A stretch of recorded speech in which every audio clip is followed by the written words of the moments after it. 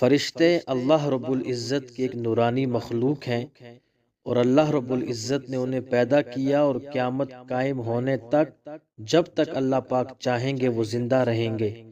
अल्लाह पाक की तरफ से उन्हें जो जिम्मेदारियां दी गई हैं उन्हें ahsan तरीके से वो पूरा करते रहेंगे। लेकिन जब क़यामत कायम होगी तो ये फरिश्ते भी मौत से दो चार होंगे। फिर एक ऐसा वक़्त आएगा कि जब कायनात में अल्लाह रब्बुल इज़्ज़त के अलावा कोई चीज़ ज़िंदा नहीं रहेगी। इसी सूरत हाल को कुरान मजीद में इस तरह बयान किया गया है कि ज़मीन पर जो हैं सब फना होने वाला है, सिर्फ अल्लाह रब्बुल इज़्ज़त की ज़ात जो अज़मत वाली और इज़्ज़त वाली है वही बाकी रह जाएगी। और इसी तरह दूसरे मकाम पे फरमाया, कुल्लु नफ्सिन ज़ाइक़तुल मौत, हर नफ्स ने मौत का मज़ा चखना है।